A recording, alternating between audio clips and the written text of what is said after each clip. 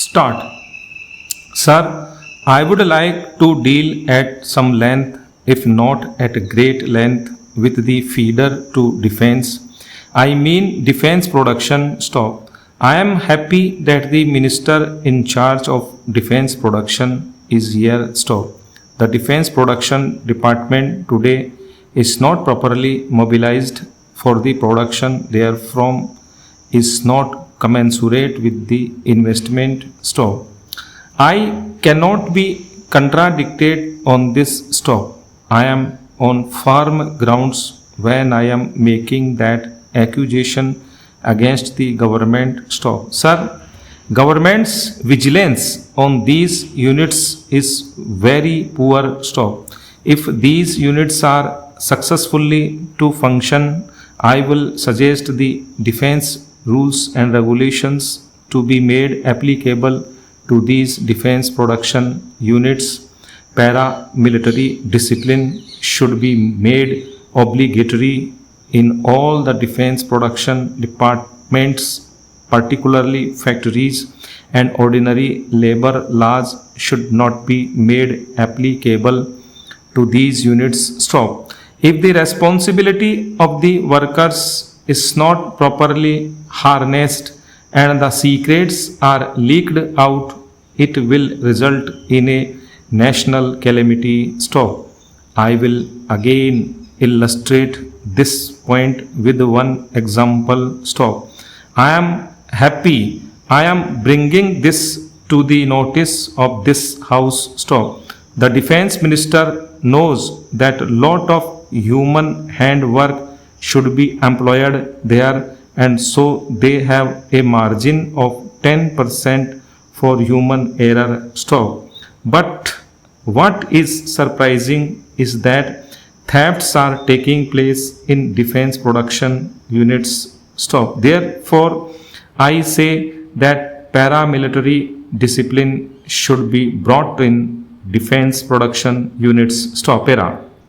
Sir, in the past, we depended on other countries for technical know-how, but now we are depending solely on Soviet Russia. Stop.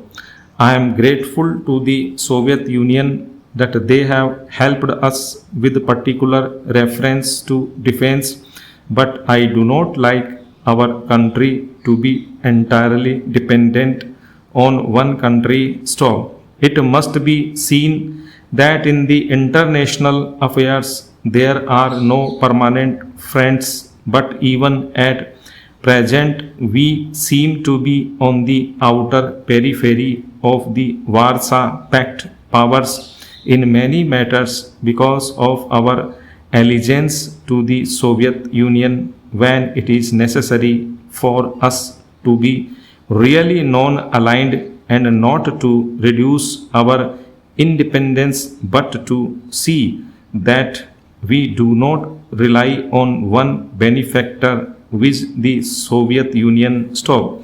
If you depend upon yourself, I have no objection, but depending upon one country is the wrong policy of the government. Stop. Para. There is one more thing about coastline defense. Stop. The inordinate delay in setting up radar equipment and radar observation centers all over India to watch the 2,000-mile long coastline has harmed our defense. Stop. Let us learn a lesson from Japan and the United States of America, who have lengthy coastline defense system. Stop. We can take out some lesson from them with advantage and work out for our own defense strategy. Stop. In this connection, I would lay a charge upon the government again, whether it is the defense ministry or the civil aviation ministry. Stop. I would like the defense minister to look into it and take up the matter with the defense production ministry without delay. Stop. Hera. Another good feature of this year's defense budget is the reliance which we are placing on the expansion of the naval capabilities. Stop. This is a very welcome feature, and I think it is much long overdue because we have a vast coastline, a vast area which we call the Indian Sea, and other commitments of that nature, and we must strengthen our naval forces so that we might be able to protect our national interests on the high seas as well as the coast. Stop. One thing I would say at this point is that sometimes we feel that whatever we spend on defense is something of a waste or in the nature of non-productive use. Stop.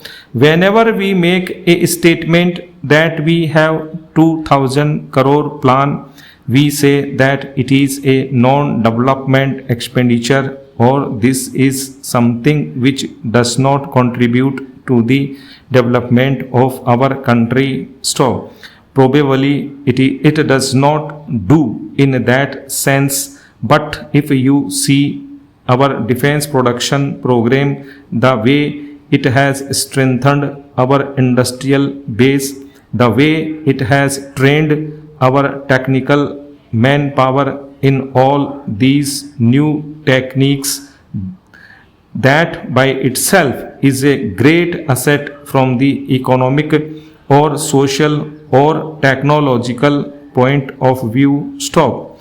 Therefore, this pace should increase and we should not regard that anything is spent or any accelerated pace of expenditure on defense is something that may lead to non-productive use of our resources, but it is something which we must not grudge our armed forces, and any expenditure done in this respect is an investment from every point of view. Stop. Para.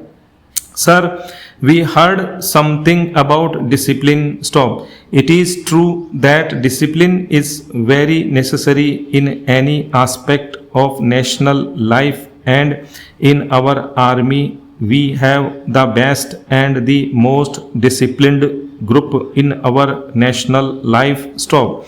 The concept of discipline also changes with time, and the old type of discipline was you must spit and polish, you must click your heels when an officer comes about, and a certain relationship came to be developed between an officer and a Jawan. Stop.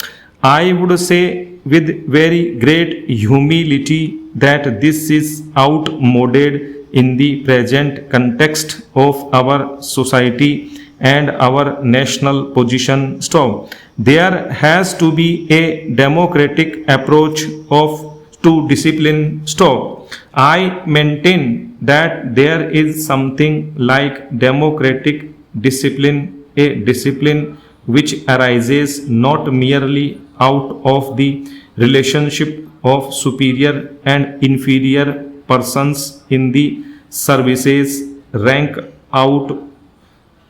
but out of mutual respect and a sense of camaraderie, and that type of discipline is more enduring, more purposeful, and more in consonance with our national aspirations and objectives as they obtain today. Stop.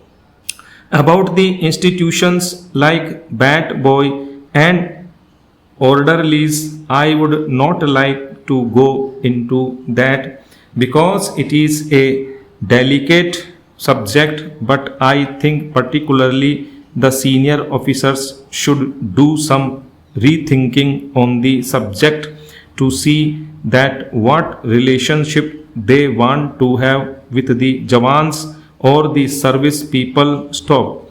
About salaries and emoluments also there is gap. Stop.